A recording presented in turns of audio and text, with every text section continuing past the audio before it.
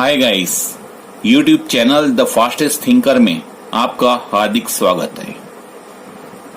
Guys, उससे अगले video में हमने विभक्ति टेबल और टेंस के बारे में बात की थी, लेकिन उसमें कुछ बातें शेष रह जाती है। उसके बारे में आज का वीडियो है।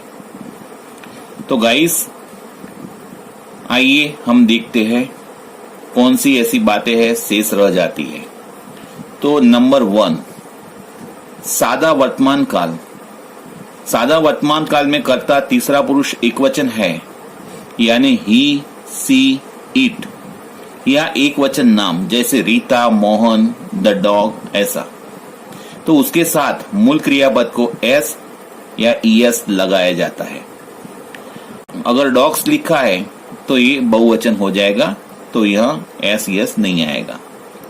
पूर्ण वर्तमान काल, उसमें हैव हैज वर्ड की बात होती है, तो तीसरा पुरुष एकवचन करता है तो उसके साथ हैज का प्रयोग हम करेंगे। तीसरी बात है सादा भविष्य काल। जनरली सादे भविष्य काल के अंदर आई और वी के साथ शैल का प्रयोग होता है और बाकी वाले के साथ विल का प्रयोग होता है। अगर ये अदल बदल हो जाता है तो क्रिया चौकस होंगी ऐसा निर्देश होता है, लेकिन मॉडर्न इंग्लिश के अंदर कोई भी प्रयोग हम कर सकते हैं। अब चौथी बात है हेल्पिंग वर्ब की। जनरली प्रश्नार्थ और नकार के अंदर ये हेल्पिंग वर्ब का उपयोग होता है। ये हैव हमारा मूल क्रियापद है, तो उसके साथ डू जुड़ा हुआ है, तो हम हैव के बजाय क्या बोल सकेंगे? Do plus have. यानी अगर हम हेल्पिंग वर्ब निकालते हैं उसमें से तो डू निकलेगा। हैज के अंदर कौन सा हेल्पिंग वर्ब छुपा हुआ है? तो डस। तो has is equal to does plus have. हमारा मूल क्रियापद यहाँ रहेगा, तो मूल क्रियापद यहाँ आना चाहिए और यहाँ डस छुपा हुआ है वो लिख देने का है। हैड भूतकाल है तो उसके अंदर डीड छुपा हुआ है, तो ये डीड प्लस हैव का प्रयोग यहाँ होगा। तो यहाँ हमने देखा कि ये सब मूल क्रियापद है। इसी तरह गो शब्द है, तो गो अकेला है तो डू प्लस गो। अगर गोस लिखा है तो उसके अंदर डस छुपा हुआ है, यहाँ ईएस है तो यहाँ डस निकाल देने का और यहाँ मूल क्रियापद आएंगे पीछे। ये वेंट गो का भूतकाल है तो उसके अंदर डीड छुपा है, तो डीड प्लस गो। तो इसी तरह हम बात कर सकते हैं। अब बात करेंगे टेंस की। टेंस के वीडियो के अंदर हमने ये सभी बड़े बड़े वाक्यों में लिखे थे, लेकिन ये कर्ता, कर्म और बाकी वाला वाक्य सभी में आता है। ये बॉक्स के स्थान पर ही हमें चेंज करने के हैं।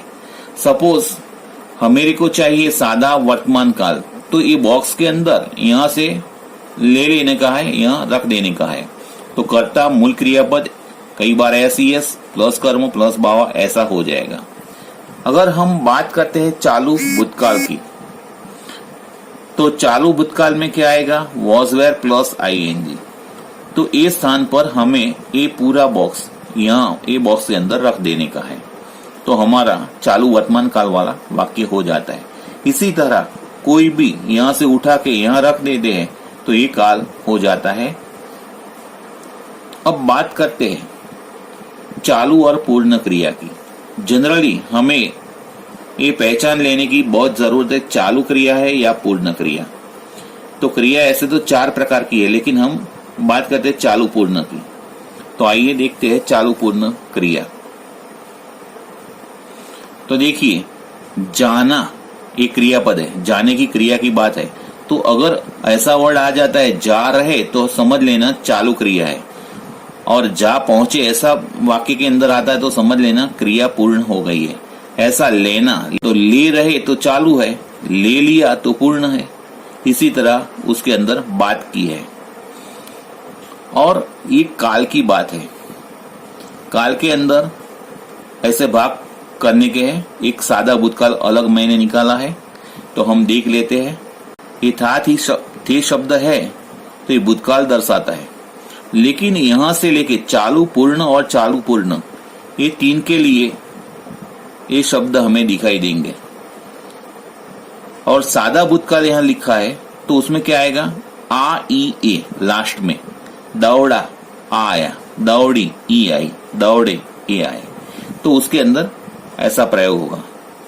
महेश दौड़ा,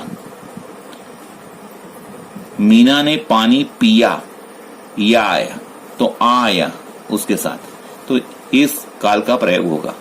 वर्तमान काल, तो अगर है वर्ड वाक्य के अंदर पड़ा है तो समझ लेना ये वाक्य वर्तमान काल का है। अगर गा गी गे शब्द पड़े हैं लास्ट में तो समझ लेना ये भविष्य काल का वाक्य है। कई बार होंगे, होंगी, होंगा ऐसा शब्द भी हो सकता है, लेकिन गा गे गी ही आएगा, तो इसी तरह ये भविष्य काल की बात होती है। अब हम वाक्य का प्रयोग देखते हैं। ऐसे यहां खा रहे थे, खा रहे यानी चालू क्रिया है, थे लिखा है तो हम समझ सकते हैं भूतकाल है।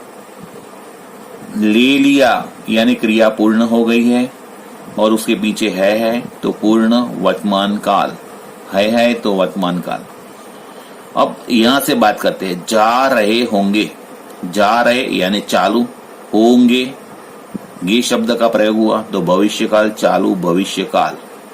अगर यह देखते हैं बोला, उसके अंदर आ छुपा है, यहाँ बोल रहे, बोल दिया ऐसा कुछ नहीं है, बोला सिंपल है, बोला तो आ शब्द का प्रयोग हुआ तो सादा भूतकाल है तो सादा भूतकाल लिख दिया।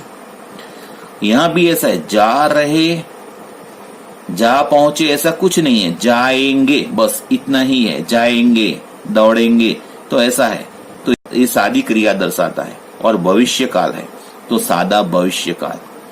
ये जाते हैं तो जाते हैं, यहाँ अवार नवार जाने की बात है तो सादा वर्तमान काल, क्योंकि ये क्रिया अवार नवार वाली जो क्रिया है वो सादा वर्तमान काल के अंदर आती है।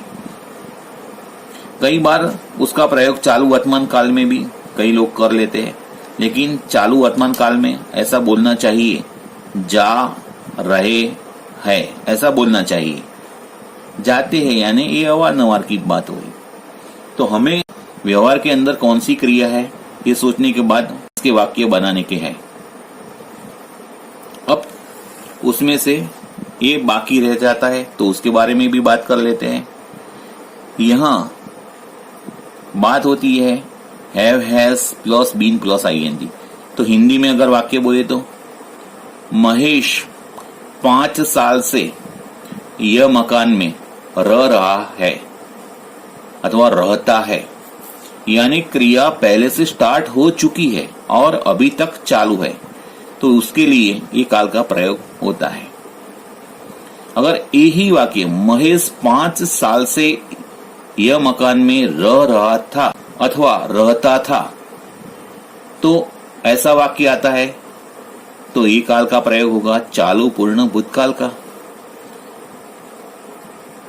ये महेश वाला वाक्य को कैसे बोलेंगे? महेश 5 साल से ये मकान में रह रहा होगा, यानी ये भविष्य में होने वाली क्रिया के बारे में है। उसके पीछे होगा शब्द आया, लेकिन क्रिया स्टार्ट हो गई है और अभी तक के समय में चालू भी है ऐसा दर्शाता है, लेकिन एक क्रिया भविष्य में होंगी ऐसा निर्देश होता है, इसलिए एक काल का प्रयोग होता है। तो इसी तरह हम व्यवहार के अंदर ये सभी काल के प्रयोग कर सकते हैं और जल्दी से ट्रांसलेट करने का है हमें।